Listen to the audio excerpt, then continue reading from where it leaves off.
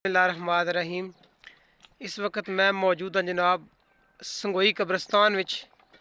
देख सकते हो लाइव मनाजर, इंतहाई खूबसूरत काम किया जा रहा। अज तो चंद रोज़ कबल मौलाना हबीबुर-रहमान साहब और उन्होंने सारी टीम मिलकर एक सिलसिले का आगाज़ किया सी। अल्लाह ताला विच बड़ी बरकत पाई है, चूँकि सारे काम की बुनियाद खलूस पर है और खालिसतन अल्लाह ताला की रज़ा वास्ते ईमानदारी नाल ये काम किया जा रहा, जिस विच आए रोज़ माशाल्लाह बरकत पै रही है।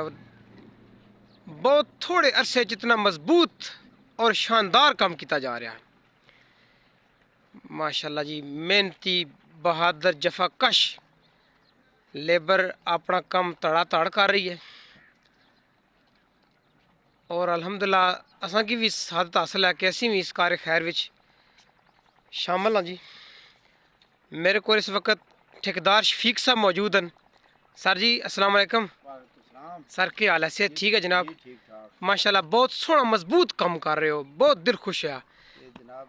तुसा हौसला अफजाई की है, बहुत शुक्रिया जनाब। रफाए आमा दा काम और भी कोई असां दे लायक होवे ते असी हाज़र हां जनाब। माशाल्लाह जेड़ी है अपर डाट ने तो तुम इस्तेमाल करो ना, ये पहली दफा देखने नजर आई है। स्पेशल कब्रस्तान वास्ते ते मदरसियां वास्ते असी इस्तेमाल करने आ और ये असां दा तकरीबन लाहौर तो लग के इस्लामाबाद तक किसी फैक्ट्री को नहीं है। ठीक है ये स्पेशल असी जनाब पेशावर तो मंगवा रहे हैं। ठीक है, मैं दिखाना चाहना एक दफा गौर नाल देखो माशाल्लाह। ये रजरूड़ कब्रस्तान विच में लवाई है या इत्थे लवाई है? रजरूड़ ये नका खलासपुर साइड है, उत्थे लवाई है ते या ये दो जगह ते जेलम पूरे किधरे नहीं लगी। ठीक है बिल्कुल। दस तकी नहीं जनाब, हर जगह ते जनाजे पढ़ने पढ़ाने वास्ते जाना पैना, तकी ना हालात ग्रावां ने जनाब असां ट्रेस करके ते पेशावर तो मंगवाई है।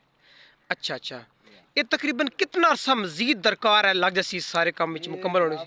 असां नूं ज़्यादा से ज़्यादा 10 दिन और लगने लगा है। जेकर मजीद जिस तरह तुसां चाल देनी है, कोई गंदम रह गई है कटाई होनी है, ठीक है बस उसको अलावा टाइम असां नहीं है। इसनूं असां 18 दिन क्लोज किया है माशाल्लाह। मैक्सिमम 3000 तो ज़्यादा लग गई है और 18 दिन क्लोज। सर बड़ी तुसां हिम्मत है, अल्लाह ताला तुसां की मजीद इस्तकामत अता फरमाए। अल्लाह ताला इस तरह ने जफाकश और पुरखलूस किस्म के ठेकेदार जिस टाइम कोई भी काम लेने अल्लाह ताला उस काम में बरकत पैदा करना है। और यह देख सकते हो जी माशाल्लाह इंतहाई मुख्तसर वक्त विच ये सारा काम पाया तकमील तक पहुँचा। बेहतरीन रास्ते इस तो बाद जो प्रोजेक्ट आ रहा है, जितने रास्ते हैं ये सारे पक्के करके इतने बेहतरीन किस्म की सोलिंग, इस तो अलावा कब्रस्तान के अंदर लाइटां लानियाँ है जी, रास्ते बनाने, सारा काम पेंडिंग है। इंशाल्लाह अहले खैर ने तावां नाल ये सिलसिला जारी है। अगर कोई मेरा भाई दोस्त किसी भी जगह तक मौजूद है वो इस शामिल होना चाहना, हबीबुर-रहमान साहब senior teacher government high school Sangoi, उन्होंने रब्ता कर सकते हो माशाल्लाह। दुआ गो और मैं मैसेज देना चाहता कि हर ग्राम में, सर जी क्या ख्याल है, हर ग्राम में ये रफाए अमाना कम होना चाहिए ना। कब्रस्ताना में चार दीवारी साडा ग्रां तूर है ना जनाब, उत्थे बेहतरीन किस्म नाल हमदरा साडा पायलट प्रोजेक्ट इस इलाके साडे ही लगा सी।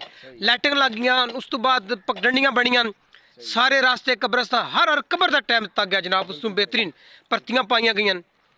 तो के मैसेज देना चाहोगे जेडे बंदे सुन रहे हैं कि हर ग्रां कब्रस्तान देखो खुलियां जाई, बकरियां आ रही, खोतियां आ रही, जानवर आ रहे हैं। इस चीज़ का तकद्दस असां दी जिम्मेदारी बनती है। जेडे इस दुनिया तो चले गए उन्हां दी जिम्मेदारी खत्म हो गई है। क्या ख्याल है? ये असां दे सुपुर्द ने, असां इन्हां दा ख्याल रखना है कि इसनूं चरागाह ना बनाइए और इसकी जिहड़ी है अवेयरनेस होनी चाहिए है कि इसनूं कवर किस तरह करना है, जानवरों तो बचाने वास्ते ते इहदे विच बेहतरी लाने वास्ते। कोई इधर घास वगैरह कोई चीज़ां उगियां उन्होंने उसकी कवर करना, ये सारी चीज़ां असां दी जिम्मेदारी है ना। सर जी अपना फ़ोन नंबर अगर बोल दो, मेरा कोई दोस्त कम तक क्या पसंद करें तो बिस्मिल्लाह थोड़ा रब्ता। 0334 94 14 566 0334 94 14 566। माशाल्लाह जी, जिलम तो बिलोंग करने सर शफीक साहब इंशाल्लाह बेहतरीन। जब मैं ना जी मेरा दिल खुश हो गया।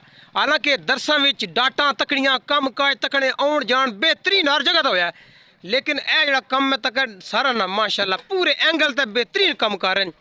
और यह मेहनती जवानों को टाइम तक कोई चाह पानी बेहतरीन मिल रहा। खुश हो ना? हाँ जी, अच्छा चलो ठीक है जी, अल्लाह हाफिज़।